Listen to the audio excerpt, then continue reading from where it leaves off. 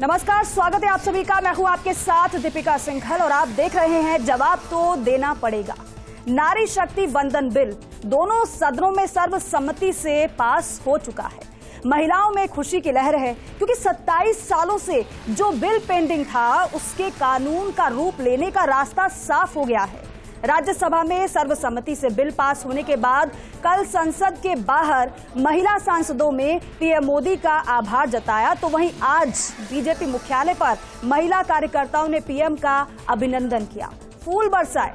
PM Modi ने इस मौके को ऐतिहासिक बताया और कहा कि महिला आरक्षण बिल हमारा कमिटमेंट था और जब पूर्ण बहुमत की सरकार होती है तो मजबूत फैसले लिए जाते हैं। तो वहीं राहुल गांधी ने भी प्रेस कॉन्फ्रेंस की और कहा कि बिल तो पास हो गया है लेकिन अब सरकार जल्द इसे लागू करे। परिसीमन के प्रावधानों का इंतजार क्यों? विपक्ष इसे सरकार का जुमला करार दे रहा है। कुल मिलाकर नारी शक्ति वंदन पर सियासत जारी है क्योंकि सियासत में आधी आबादी की बढ़ती भागीदारी सभी पर भारी है, इसीलिए क्रेडिट लेने की होड़ भी जारी है। लेकिन सवाल ये है कि क्रेडिट की सियासत में आधी आबादी किसको अपना हितैषी मानती है ये नहीं पता, इसीलिए पिक्चर अभी बाकी है।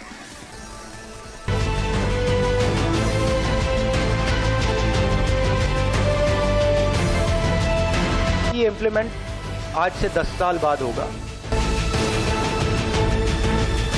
डाइवर्जन ओबीसी सेंसस से हो रहा है।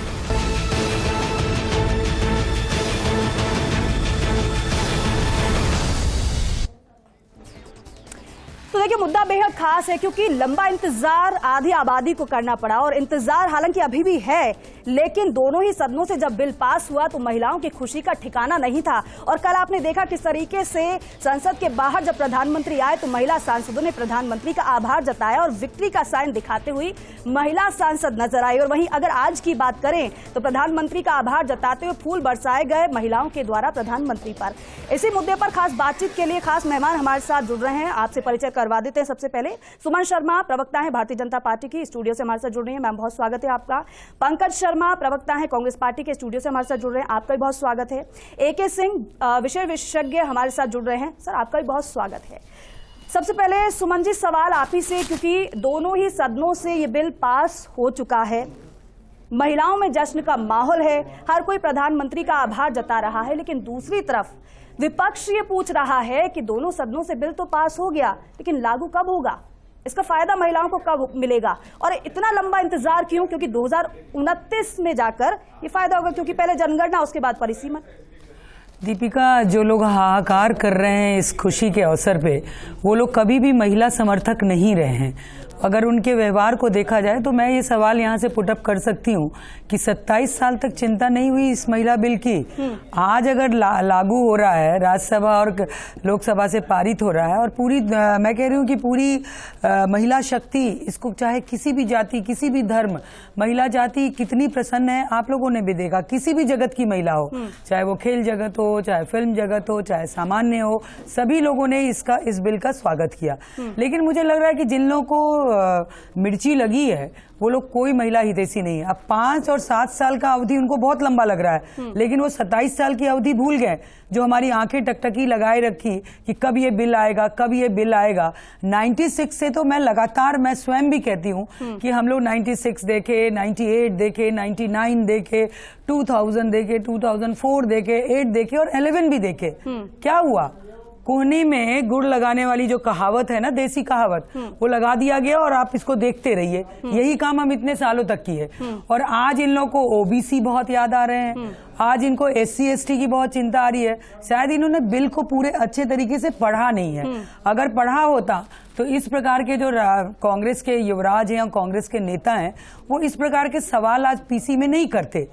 कि मैंने उनके पीसी को सुन के मुझे आश्चर्य हो रहा था कि महिला इस विधेयक बिल के पक्षधर हैं या विरोधी हैं।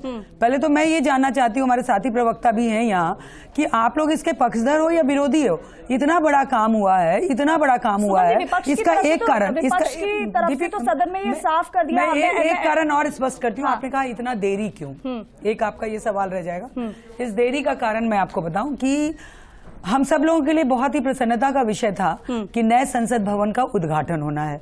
नए संसद भवन हम हिंदुस्तानियों द्वारा निर्मित हमारा संसद भवन पहली बार, और गणेश चतुर्थी के अवसर पे इसका उद्घाटन, और गणेश चतुर्थी के अवसर पे पहला विधेयक बिना किसी चिल्लम चिल्ला के अगर पेश हो और वो पास हो जाए तो इससे शुभ घड़ी क्या हो सकती है। इसीलिए में वो पेश हुआ और इसलिए प्रधानमंत्री लेकिन विलंब के पॉइंट पे आ रही है। सवाल विपक्ष ये नहीं कर रहा है कि इस बिल को क्यों लाया गया, किस तरीके से आप ये बोल रहे हैं कि अपना स्टैंड वो क्लियर करें। विपक्ष तो ये कह रहा है, हम तो कह रहे हैं कि काल करे सो आज कर, आज करे सो अब। बिल तो पास हो गया, लागू तो आप जल्दी से कर दो। जिस तरीके से नोटबंदी की थी, थोड़ा सा अध्ययन करेंगे ना हम लोग तो इसका कारण हम सबको पता चल जाएगा। बिना अध्ययन के वहां सारी चीजें चल रही है। परिसीमन कब लागू होना था, परिसीमन कब लागू होगा, जनगणना कब होनी थी, जनगणना कब होगा। अगर अभी आनन फानन में ये बिल पारित कर देते, 4 राज्यों के चुनाव और लोकसभा के चुनाव को देखते हुए आनन फानन में ये बिल पारित करके उसमें कोई वो जो उनके बिल में जो चीजें थी उसको संशोधित अगर नहीं करते तो फिर क्या हर्ष होता, आप बताइए। 24 के बाद क्या होता है इस बिल का अस्तित्व, ये कोई जानने की कोशिश नहीं कर रहा है। लेकिन इतना देरी क्यों? अरे कितने बार कोहनी में लगाओगे गुड़ साहब, काम इतना पुख्ता हुआ है। परिसीमन आयोग हो, सारे लोगों से लीगली फैक्ट्स को देखते हुए क्लियर करने के लिए कोई इस पे फिर आपत्ति ना करे। बीजेपी ये कह रही है कि हमने सारे फैक्ट्स को चेक किया है, जनगणना जरूरी है, परिसीमन जरूरी है और इसके बाद ही ये बिल लागू होगा। देखिए, मैं अपनी बात रखूं उससे पहले मैं आज आपको 2 ऑडियो सुनाना चाहूंगा और मुझे पूरी उम्मीद है कि बीजेपी की प्रवक्ता साथी मेरी मुझे बहुत ध्यान से सुनेंगी। इस संसद के 99% सदस्य इसके विरोध में हैं।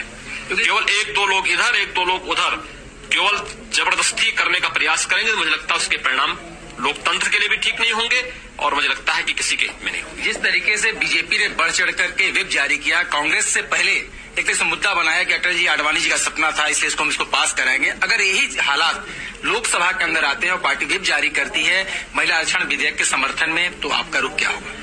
हमने कह दिया ना कि हम लोग पार्टी में पहले इस पर चर्चा कराने की मांग कर रहे हैं। एक दूसरा ये कि इस पर आम सहमति बननी चाहिए। आप क्यों कांग्रेस के पाप को अपने सिर पे लेना चाहते हैं? पार्टी के अंदर इस बात को रखना चाहते हैं। देखिए, ये एक बात थी जो योगी आदित्यनाथ जी ने तब कही थी जब कांग्रेस ये बिल लेकर आई थी। इन्होंने महिला आरक्षण बिल को पाप बताया था। तो अब हमारी बीजेपी की प्रवक्ता खुद भी महिला हैं, इन्हें देश को ये चीज क्लियर करनी चाहिए कि किस तरीके की ये सोच है। और अभी आपको मैं एक वीडियो और सुनाना चाहता हूँ, ऑडियो एक और सुनाना चाहता हूँ जो कह रही थी कि हमारी नई संसद, मेरी बात सुन लीजिए, नई संसद जो एक का जवाब, मैडम मेरी बात सुन लीजिए, मेरी बात सुन लीजिए, आप आराम से लीजिएगा। चलो नई संसद हमारी बनी है और उस नई संसद में प्रधानमंत्री जी का 2 दिन पहले वक्तव्य था कि हम सब की भावना व्यक्त करने का तरीका ये बताएगा कि कौन इस साइड बैठेगा, कौन उस साइड बैठेगा, किस तरीके का आचरण हम लोग करते हैं ये तय करेगा कि हम किस साइड बैठेंगे। अभी केवल एक मुझे ये समझाइए इस वीडियो के आपको इस पूरे देश को समझना चाहिए कि बीजेपी के आचरण कैसा है, विचार चरित्र कैसी है। बीजेपी जो अपने आप को संस्कारी पार्टी कहती है, तो किस तरीके का व्यवहार देश की जनता। अब मैं जवाब दे रही हूँ, अब मेरा जवाब तो सुन लीजिए। पंकज, आपने 2 सवाल पुटअप किए, मैं उनका जवाब दे देती हूँ। रुक जाइए, मैं पूछूंगी सवाल आपसे, आप जवाब दीजिएगा। पंकज जी अपनी बात को पूरा करिए, लंबा कर दोगे तो फिर तो अब मैं दो जो चीज बड़ी बात थी, तो हमें देखना होगा कि बीजेपी जो संस्कारी पार्टी कहलाती है उनका चाल और चरित्र कैसा है। कांग्रेस तो वो पार्टी है जो 2010 में बिल पास राज्यसभा में करवा चुकी थी। लोकसभा में पार्टी के पास समर्थन नहीं था, बहुमत नहीं था, तो हम लोग पास नहीं करवा सके। लेकिन 2011 में आज जो राहुल गांधी जी ने प्रेस कॉन्फ्रेंस करी, 2011 में हम लोग कुछ आंकड़े लेकर आने थे। जातिगत जनगणना हम लोगों ने कराई थी, कुछ तरीके के आंकड़े जो जनगणना करवाई थी, जातिगत जनगणना के आंकड़े उसमें शामिल नहीं थे। लेकिन उस आंकड़ों को भी ये पार्टी हमारी, क्योंकि 2013 तक जो ये पूरा प्रोसेस कंप्लीट हुआ, 2014 में हमारी सरकार बदल गई और इनको बार बार कहने के बाद भी ये आंकड़े इन्होंने जनता के सामने नहीं रखे। 2014 में बिहार चुनाव के बाद अरुण जेटली जी ने वादा किया और रखने की कोशिश की, लेकिन उसमें भी जातिगत जनगणना के आंकड़े इन्होंने नहीं रखे। लेकिन हमें ये सबको समझना पड़ेगा कि आज किस भावना के साथ बिल लेकर आए कि जो बिल केवल पारित हुआ है और वो 10 साल बाद लागू होगा। तो इन सब लोगों को समझना चाहिए किस तरीके का ये लोग एटमॉस्फेयर, व्यवहार और वातावरण ये बना रहे हैं। आज 1 मिनट लास्ट में अपनी बात कंप्लीट कर लूं। आज बांग्लादेश, पाकिस्तान, नेपाल और अफगानिस्तान से भी कम रिप्रेजेंटेशन हमारी महिलाओं का देश की विधायिका में, विधानसभा में, लोकसभा में है। हैं, ये हम सब के लिए सोचनीय विषय है कि मोदी जी सिर्फ बात तो करते हैं कि ये पुण्य काम मैं अपने हाथों से करूंगा, लेकिन वो पुण्य काम कहाँ कर पा रहे हैं? बिल तो भाई यूपीए की सरकार बिल आई थी, तो पास क्यों नहीं हो पाया था? ये सवाल का जवाब दूंगी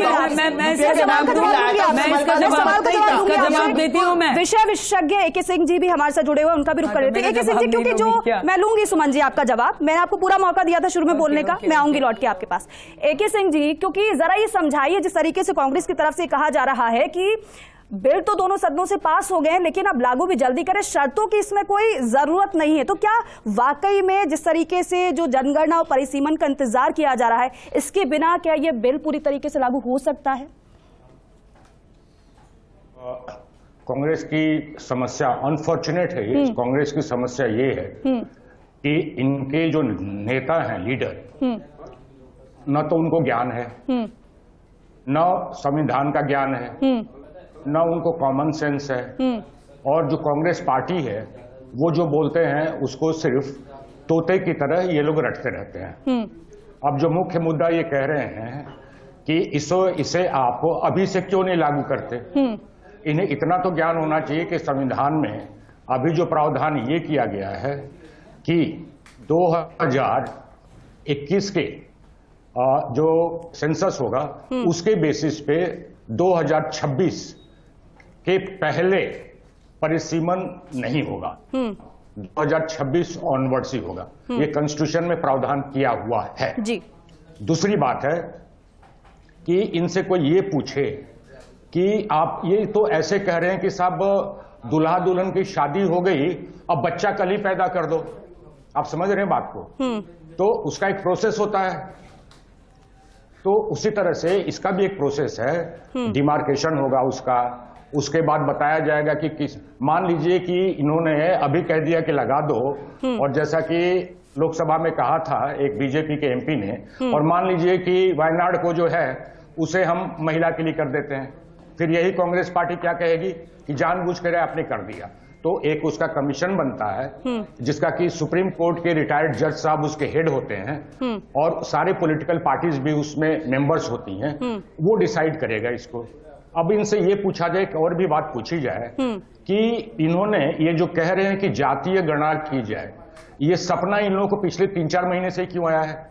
सिर्फ 6 महीने पहले सबसे पहले इस बात को जेडीयू ने उठाया था और आरजेडी ने उठाया था। ये जो सो कॉल्ड I.in वगैरह क्या क्या डॉट वगैरह करके इन्होंने जो बनाया हुआ है, उसकी जब मीटिंग हुई है उसके बाद राहुल गांधी और कांग्रेस हल्ला करने लगी है पिछले 2 महीने। इसके पहले क्यों नहीं करी थी? और अंततः इनसे ये भी पूछा जाए कि आपने कर्नाटका में तो जातीय गणना कर रखी है 2018 में, आपकी सरकार थी उस समय, आपने वो जातीय गणना का जो रिजल्ट जो है जो हुआ जो बना हुआ हुई है उसको आप पब्लिक उसे छुपा करके क्यों रखे हुए हो? तो ये जो सारी बातें हैं बेसिकली ज्ञान की कमी है, ना ज्ञान लेना चाहते हैं, और एक कहावत है कि जबड़ा मारे और रोने न दे। तो कांग्रेस की स्थिति वही है, बाकी कुछ ओपोजिशन पार्टीज की भी है, लेकिन इसमें कांग्रेस जो है सो थोड़ा ज्यादा रो रही है। तो मेरा तो शुरू में इनिशियल जो है यही कमेंट रहेगा। ठीक है, सुमन जी बोलिए आप। हाँ, धन्यवाद आपको। मैं अपने मित्र का जवाब देना चाहूंगी। पहला ऑडियो इन्होंने उनका सुनाया था योगीनाथ जी का, और दूसरा आज जो संसद में हुआ। विषय हमारा महिला बिल था कि ये पास हुआ, इसमें देरी क्या हो, इसको डाइवर्ट करने के। जिस समय की घटना ये बता रहे हैं और जो ऑडियो सुना रहे हैं, एक बार सुनिए तो सही, गरिमा की बात कर रही हूं मैं। जिस समय की वो घटना है तो आपको ये भी याद होना चाहिए, वो ऑडियो भी सुनाना चाहिए जो इंडिया डाउट और डी डाउट आई डाउट वाली जो टीम आपकी बनी है, उस टीम के शरद पवार जी, शरद यादव जी ने कहा था कि परकट्टी महिलाओं के लिए ये बिल आ रहा है और ये कतई नहीं आना चाहिए, ये बिल्कुल गलत है। लालू यादव ने ये कहा था कि हमारी लास्ट पे ये बिल आएगा, ये बिल हम पारित नहीं होते, जिनसे आज ये लोग गलबैयां कर रहे हैं। एक बार सुन लीजिए, एक बार सुन लीजिए, अरे आप सुन लीजिए पहले, उसके बाद भगवान का बहुत शुक्र कि लालू जी अभी स्वस्थ हैं और बिल पारित भी हो गया, भगवान उनको स्वस्थ रखें। दूसरी बात, जो सोनिया जी भी कल क्रेडिट लेना चाह रही थी सदन में, अगर आपने सुना होगा उनके भाषण में कि हमारे जीवन साथी का सपना था, और उन्होंने बड़ी भावुक भी हुई, और भावुक होना स्वाभाविक भी था उनका, हम लोग इसका स्वागत भी करते हैं। लेकिन ये लोग क्यों भूल जाती हैं कि इसके लिए देवेगौड़ा की गवर्नमेंट और नरसिम्हा राव जी की गवर्नमेंट में हुआ। आपकी मेरा सपना था कह के इसको अपने माथे पे सेरा बांधने की ये चेष्टा बेकार है। आपको अगर ध्यान हो थोड़ा सा भी, मैं इसलिए थोड़ा विस्तार में बता रही हूँ कि इसके लिए एक कमेटी गठित की गई थी कि ये बिल कैसा हो। अगर ये महिला बिल आए, उसकी गीता मुखर्जी जी कम्युनिस्ट की विधायक थी, मैं उनका भी सम्मान करती हूँ, कम्युनिस्ट की वो विधायक थी गीता मुखर्जी, सुषमा स्वराज, और 8 लोगों की एक कमेटी बनी थी जिन्होंने इस पे पूरा अध्ययन किया था, जिसमें ममता बनर्जी भी थी उस समय। ये सब लोगों ने अध्ययन करके एक रिपोर्ट दी थी, तब जाके ये महिला बिल प्रस्तावित हुआ था। और बार बार महिला बिल के साथ इनकी ही सरकार में किस तरह से जाके सदन के पटल पे फाड़ा गया था ये बिल, ये भी इस देश ने देखा और उस सदन ने देखा। इसलिए महिला गरिमा की बात के लिए दूसरा जवाब मैं दे देती हूँ कि आज जो सदन में हुआ, जिसके लिए कह रहे हैं, आपको जानकारी होनी चाहिए कि उनके लिए उनके खिलाफ कार्रवाई हो रही है। कतई हम बर्दाश्त नहीं करेंगे कि महिला के लिए कोई भी अपमानजनक शब्द बोले या सदन में हो रहे हैं। अरे तो आप अभी जो सुना ना, अभी अबे सुनिए एक बार सुन तो लीजिए। और राजेंद्र विदुड़ी ने जिस आप भाषा का सुन प्रयोग तो किया है, लीजिए ना, आपको लगातार उनका आरती नहीं उतारा जा रहा है। अभी कार्रवाई आप सुन क्यों नहीं रहे पंकज जी? उन पे कार्रवाई हो रही है, कह रही हूँ, अभी क्यों नहीं हुआ, इसी मिनट क्यों नहीं हुआ, ऐसा नहीं होता है। और महिला सम्मान की बात, एक बात सुनिए, महिला सम्मान की बात पे मैं कहना चाहूंगी। पंकज जी के पास जाने दीजिए, मैं आपको मौका दूंगी मौका आगे, उनकी भी बात रखने दीजिए। पंकज जी, क्योंकि AK सिंह जी को आपने सुना, उन्होंने कहा कि बिना विषय के ज्ञान से इस तरीके से बयान दिए जा रहे हैं, कम से कम इसका होमवर्क तो कर लिया होता, क्योंकि राहुल गांधी की तरफ से ये कहा गया है कि इतनी जटिल ये प्रक्रिया नहीं है, बल्कि मंशा नहीं है, ये कहा गया है राहुल गांधी की तरफ से। लेकिन दूसरी तरफ AK सिंह जी को आपने सुना, उन्होंने साफ तौर पर ये कहा कि होमवर्क नहीं किया आपने, आपको पता नहीं है, जानकारी नहीं है, और जानकारी के अभाव में इस तरीके से बातें आप कर रहे हैं। देखिए, मुझे लगता है AK सिंह जी कहीं ना कहीं भाजपा को रिप्रेजेंट कर रहे हैं। पहली बात, क्योंकि जिस भाषा का प्रयोग उन्होंने किया है ना, जिस शब्दों का प्रयोग किया है, वो बिल्कुल सही नहीं है। पहली चीज, उनको शायद पता नहीं है AK सिंह जी को कि 2021 में जनगणना प्रस्तावित थी, वो जनगणना अब तक क्यों नहीं हुई, कौन करेगा भाई? जब आप अब अगर आप कहेंगे कि कोरोना की वजह से नहीं हुआ, तो कोरोना में तो चुनाव भी हुए हैं, आपने बंगाल में प्रचार किया है, और भी सारे काम हुए, तो फिर जनगणना क्यों नहीं? जनगणना 2021 में प्रस्तावित थी, अभी 2023 चल रहा, अभी तक जनगणना पे कोई काम नहीं हुआ, और आगे भी इन्होंने अपनी मंशा जाहिर की कि जनगणना होगी या नहीं होगी। और जनगणना के लिए जो रिपोर्ट आई है वही तो उन्होंने कहा है, तो ये कहीं ना कहीं सरकार का फेलियर है। हम तो सरकार के फेलियर की बात करते हैं। और रही बात AK सिंह साहब ने जो लॉ की लगातार हमारी सरकार ने सदन के पटल पे भी समर्थन दिया है, बाहर भी हमारे नेताओं ने कहा। आज राहुल गांधी जी ने इस बात को दोहराया है कि हम महिला आरक्षण बिल के समर्थन में हैं, लेकिन जो 2 कमियां हम लोगों ने बताई है, उन पर सरकार को ध्यान आकर्षित करने की जरूरत है। SC ST का देखिए, ये जातिगत जो बातें कर रही है, अभी OBC का था प्यार, इनमें उम्र आया और इन्होंने सेक्रेटेरिएट की गिनती की कि इतने ही अधिकारी क्यों, इतने क्यों नहीं।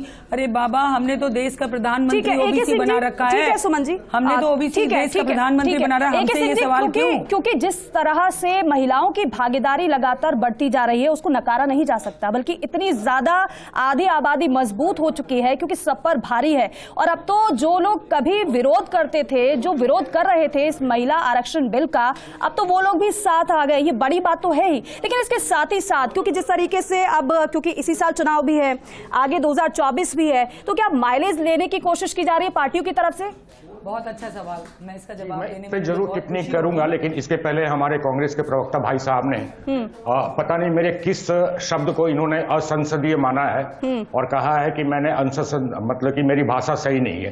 खैर, उस पर मैं नहीं जाऊंगा। अब इनसे ये पूछा जाए, इन्होंने ये प्रश्न उठाया कि साहब 2021 में आपने सेंसस क्यों नहीं कराया। 1 मिनट के लिए मान लीजिए कि सेंसस करा भी देते तो उसका इम्प्लीमेंटेशन तो 2026 में ही होना था। तो सेंसस चाहे 2021 में हो या 2024 में हो, उसका इम्प्लीमेंटेशन जो है जो रिजर्वेशन का, वो तो 2026 में ही होगा। दूसरी बात, इन्होंने थोड़ी देर पहले ये कही थी कि 2010 में इन्होंने राज्यसभा से पारित करा दिया था। अब इनका झूठ देखिए साहब, ये कह रहे थे कि चूंकि लोकसभा में इनकी मेजॉरिटी नहीं थी, लोकसभा में ये कह रहे हैं कि इनकी मेजॉरिटी नहीं थी। इतना बड़ा सत्य, इतना बड़ा झूठ कोई हो सकता है? अब आती है बात जो आपने प्रश्न पूछा है कि क्या इसके पीछे कोई पॉलिटिकल मंशा है। डेफिनेटली जब कौन सा, मेरे को ये बताइए कि अगर कौन सा एक्ट होगा जनरली या सरकार के जो कार्यक्रम होते हैं उसमें क्या पॉलिटिकल इम्प्लीकेशन नहीं होता है? ये जो कांग्रेस यहाँ पे गैस ये कर रही है, गैस के चूल्हे पे प्राइस कम कर रही है, मुफ्त में टेलीफोन बांट रही है, क्या इन सारी चीजों में पॉलिटिक्स नहीं है? तो पॉलिटिक्स तो हर एक चीज में होती है। जब पार्लियामेंट है तो वहां पॉलिटिक्स के ही लोग बैठे हुए हैं, जो नीतियां बनेगी पॉलिटिक्स के आधार पर बनती हैं। लेकिन ये जो केस है इसमें पॉलिटिक्स जरूर होगी, लेकिन एक बहुत अच्छा काम हुआ है जो इतने दिनों से हम सोच रहे थे, उसको अब जो है उसको क्रियान्वित किया जाएगा और 2026 से के बाद जो भी नेक्स्ट इलेक्शंस होंगे, चाहे स्टेट के इलेक्शंस होंगे या लोकसभा के इलेक्शंस होंगे, उसमें इसको 100% इंप्लीमेंट होगा ये। बिल्कुल ठीक है। सुमन जी, एक सवाल ये भी है, क्योंकि ये भी सवाल उठाया जा रहा है कि अगर इसी तरीके से बिल लाना भी था और अगर 2029 में इसको लागू होना था और जनगणना और परिसीमन के बाद ही ये लागू हो पाता, तो विशेष सत्र की जरूरत क्या थी? शीतकालीन सत्र में भी ला सकते थे। ये सवाल जल्दी से जवाब दीजिएगा क्योंकि समय कम हो रहा है। जी, मैं यही तो स्टार्टिंग में ये बात रखी थी कि ये विशेष हमारा इस बार पार्लियामेंट का जो इनॉग्रेशन सेशन था उसमें एक ऐसा बिल आए जो ऐतिहासिक बिल हो और इसमें कोई राजनीतिक लाभ लेना नहीं। हमें तो मिलेगा लाभ अगर देखा जाए तो जाके 29 में, तो अगर राजनीतिक सोच के साथ ये बिल लाया जाता तो अभी लाया ही नहीं जाता। बिल इसलिए लाया गया, मैंने कहा ना कि गणेश चतुर्थी के दिन